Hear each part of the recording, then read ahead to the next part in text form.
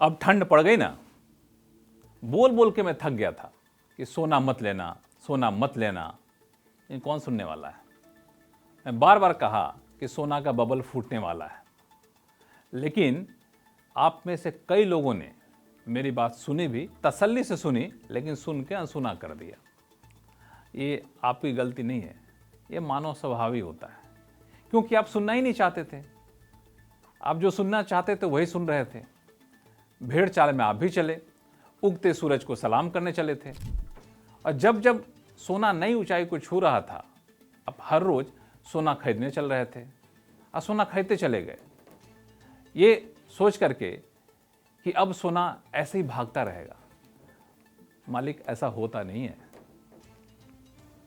अब तो यकीन हो गया होगा ना। हर रोज एक नई ऊंचाई छूने वाला सोना ऐसा गिरा कि पिछले 12 साल का रिकॉर्ड टूट गया। यानी 12 साल में कभी ऐसा नहीं हुआ कि एक दिन में इतनी बड़ी गिरावट सोने में आई हो। अरे भाई साहब, एक दिन में 6% से ज्यादा सोना गिर गया। और भारत पता है कौन है? भारत दुनिया में गोल्ड का दूसरा सबसे बड़ा कंज्यूमर है। यानी दुनिया के जिस देशों में गोल्ड खरीदा जाता है उससे भारत दूसरे नंबर पे आता है। और इसकी हालत यह है कि 22 अक्टूबर को यहाँ एक ही दिन में 46,900 रुपये दाम गिर गए 100 ग्राम सोने के। कितने? 46,900 रुपये।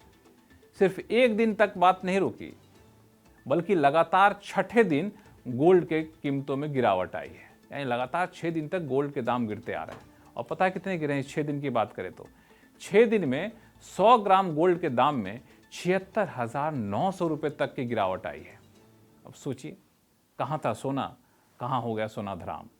सिर्फ 23 अक्टूबर को ही 100 ग्राम सोने के दाम में 8,100 रुपये तक की गिरावट आई है।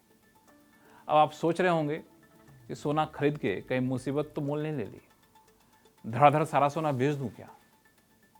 ऐसा सोच रहे हैं क्या आप? अगर सोच रहे हैं तो ठहर जाइए। एक गलती कर दी आपने, उस गलती को सुधारने के लिए दूसरी गलती नहीं करी।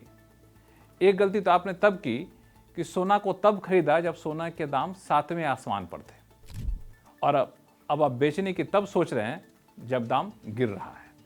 दरअसल यहाँ ऐसा चलता नहीं है, या फिर ये कहें कि निवेश की दुनिया में ऐसा चलता नहीं है। हाँ, ये सही है कि अक्सर लोग ऐसा करते हैं कि जब सामने वाला आदमी तरक्की कर रहा होता है तो उसे सब पूछते हैं, आप भी पूछते हैं, और जब वही आदमी मुसीबत में होता है तो कोई नहीं पूछता है। सामाजिकता में भले ये फॉर्मूला आपको फ़ायदा पहुंचा दे, लेकिन निवेश की दुनिया में ये फॉर्मूला चलता नहीं है। हालांकि मेरा मानना है कि समाज में भी ये फॉर्मूला नहीं अपनाना चाहिए।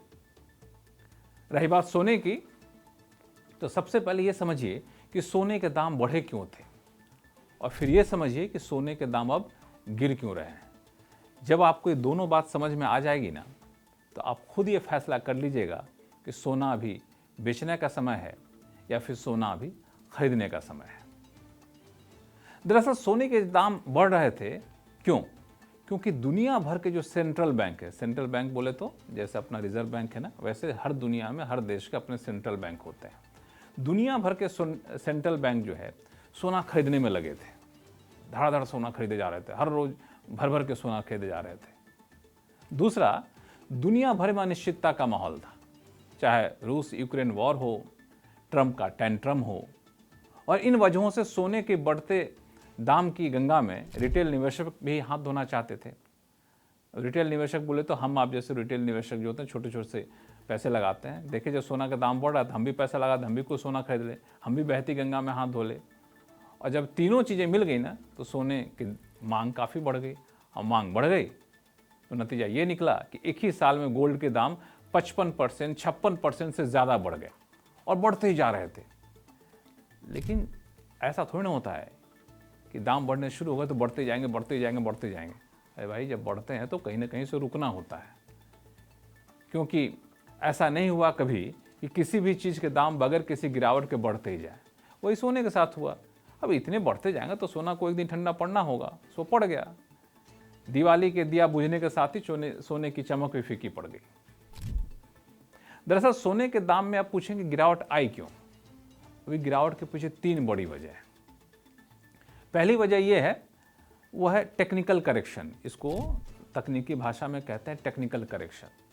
ये होता क्या बता दूं, बहुत भारी चीज़ नहीं हो तो आप भी समझ जाइएगा कि जब सोने के दाम बढ़ते हैं ना, तो एक सीमा के जाने के बाद, एक सीमा पर सोने के दाम जाने के बाद उसका गिरना लाजमी होता है।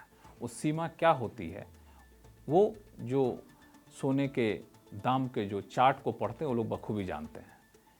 क्यों गिरना लाजमी होता है? क्योंकि जो ट्रेडर होते हैं ना, वो सोने में पैसा लगा रहे होते हैं उस उम्मीद है कि मुनाफा कमाऊंगा। जब उनको लगता है कि भाई अब इससे तो ज़्यादा मुनाफा हमको चाहिए नहीं, इससे ज़्यादा मुनाफा लेंगे तो रिस्क होगा, तो एक सीमा तक मुनाफा जब हो रहा होता है तो बेच कर निकलने लग जाते हैं। और वहीं यहाँ हुआ। लेकिन जैसे ये मुनाफा वसूली रुकती है, कीमतों में गिरावट थम जाती है।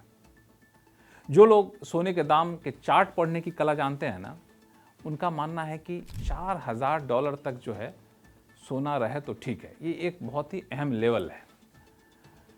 अगर सोने के दाम में गिरावट $4140 के आसपास थम गई तो फिर ये वापस से बढ़ेगी कीमतें, और $4330 से लेकर के $4380 तक सोने की कीमतें जा सकती हैं। और अगर $4000 तक में सोने के दाम में गिरावट नहीं रुकती है, गिरावट जारी रहती है, और गिरावट जारी होकर के अगर वो $3947 से नीचे गिरा तो फिर एक बड़ी गिरावट आएगी। वो गिरावट कहाँ जाकर रुकेगी? $3838 तक जा सकती है। लेकिन इतनी बड़ी गिरावट शायद अभी ना आए, क्योंकि अधिकांश एनालिस्ट का मानना है कि $4000 जो है ना, ये काफ़ी अहम लेवल है। वहाँ तक सोने के दाम जब गिर कर आएंगे तो फिर वापस से बढ़ने शुरू हो जाएंगे। लेकिन ये जो वापस से $4000 तक आएंगे फिर बढ़ने शुरू हो जाएंगे, ये जो उम्मीद लगा के लोग बैठे हैं ना, उनके उम्मीद में एक शर्त है। शर्त यह है कि सोने के दाम बढ़ाने के लिए जो बाकी फैक्टर जिम्मेदार हैं ना, वो वहीं के वहीं बने रहें। मसलन अगर महंगाई का खतरा अभी भी मंडराता रहा, दुनिया भर में मौजूदा उथल पुथल यूं ही बना रहा, सेंट्रल बैंक यूं ही गोल्ड खरीदते रहे, तब तो $4000 तक सोने गिरने के बाद सोना का दाम फिर से बढ़ना शुरू हो जाएगा। लेकिन ध्यान दीजिएगा, ये जो शर्त है ना, वो काफ़ी अहम है। सोने के दाम बढ़ने के पीछे जो बड़ी वजह थी, वो वजह अब खत्म होने के संकेत मिलने लगे हैं। जैसे चीन के राष्ट्रपति से अगले हफ्ते अमेरिकी राष्ट्रपति ट्रंप की मुलाकात होनी है। इससे क्या होगा, दुनिया भर के कारोबार में जो अनिश्चितता का माहौल था, वो माहौल खत्म होने की उम्मीद जग गई है। तो जब अनिश्चितता का माहौल खत्म होगा तो सोने के प्रति आकर्षण कम होगा। दूसरा, अमेरिका और भारत के बीच जो ट्रेड को लेकर तनातनी थी, वो फिर से संभावनाएं जगी हैं कि शायद ट्रेड डील हो जाए, तो भी अंतर्राष्ट्रीय कारोबार में एक सकारात्मक संदेश है। जब ये सकारात्मक संदेश आते हैं तो सोने के दाम बढ़ने की जो संभावनाएं होती हैं वो कम हो जाती हैं। लेकिन ये सकारात्मक संदेश के साथ कई सारे संकेत नकारात्मक भी है। अब देखिए ना, रूस यूक्रेन वॉर तमाम कोशिश के बाद रुक नहीं रहा है। रूस ने तो परमाणु युद्धाभ्यास भी कर लिया है, और वहाँ से टेंशन आगे बढ़ी तो पूरी दुनिया पर असर डाल सकता है। दूसरा, ट्रंप के हालिया नीतियों की वजह से कई देश और उनके सेंट्रल बैंक डॉलर पर अपनी निर्भरता कम करने में जो लगे थे ना, अभी भी लगे हैं। वो अब लॉन्ग टर्म रणनीति बना रहे हैं कि डॉलर को लेकर जितना बचा जाए उतना सही है। और डॉलर से बचने का तरीका क्या है? गोल्ड खरीदते रहिए। तो सेंट्रल बैंक जो गोल्ड खरीद रहे हैं, उनके खरीदने की नीति पॉलिसी अभी भी बनी हुई है। और आपको बताऊं, एक वजह ये भी बताई जा रही है कि अमेरिका को लग गया कि बैंक इतना गोल्ड खरीदेंगे तो डॉलर उनका कमज़ोर हो जाएगा। तो कई लोग तो ये कह रहे हैं कि ट्रंप ने दबाव डालकर अमेरिका के बैंकों से कहा कि भाई साहब, आप जितने सोना धीरे धीरे बेचिए ताकि डॉलर मजबूत रहे। यही वजह है कि कुछ दिनों से डॉलर मजबूत भी दिख रहा है और सोने के दाम में नरमी आई, लेकिन बहुत दिन तक चलने वाला है नहीं। तो सकारात्मक संकेत भी हैं, नकारात्मक संकेत भी हैं। इसलिए अधिकांश जानकार अभी भी एक गिरावट को एक टेक्निकल गिरावट के तौर पर ज़्यादा देख रहे हैं। लॉन्ग टर्म में सोने के दाम बढ़ेंगे ही, ऐसा लोग मान रहे हैं। अगर ऐसा हुआ तो अगले साल तक सोने के दाम $5000 तक जा सकता है। ऐसा हम नहीं कह रहे हैं, अलग अलग बैंकों के अलग अलग ऐसे इन्वेस्टमेंट एडवाइज़र के अनुमान है जो दुनिया भर के अरबपतियों को बताते हैं कि कहाँ पैसा लगाना है। जैसे बैंक ऑफ अमेरिका का अनुमान है कि $5000 तक जा सकता है सोने का दाम। HSBC का तो अनुमान है कि 2026 के जून तक ही $5000 तक सोने का दाम पहुँच जाएगा। ANZ का मानना है कि 2026 के जून तक $4600 तक सोने का दाम जा सकता है। हालांकि JP मॉर्गन थोड़ा सतर्क रहने की बात कर रहा है।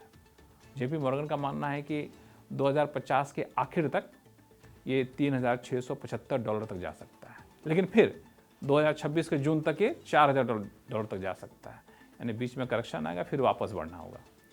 तो हर परिस्थितियां हैं, हर अनुमान है जो आपको आपके सामने रख दिया। अब इतना कुछ जानने के बाद अब आप समझ गए होंगे कि सोना आपके पास है तो आपको करना क्या है। सोना खरीदने की सोच रहे हैं तो आपको करना क्या है। अगर समझ गए हैं तो जाइए, झटपट लीजिए और अपनी समझ जो कहती हो वैसा कदम ले लीजिए। ऐसा नहीं है, ऐसा बिल्कुल मत करिएगा, क्योंकि जो मैंने आपको समझाया, जो आपने समझा, वो आपकी मूल बेसिक जानकारी के लिए है। आप जो पैसा लगाने जा रहे हैं सोने में ना, बड़ी मेहनत से आता है। इसलिए सबसे पहला काम किसी अच्छे इन्वेस्टमेंट एडवाइज़र से सलाह लीजिए और फिर कदम उठाइए कि सोना जो है उसको बेचना है या फिर सोना और आपको खरीदना है।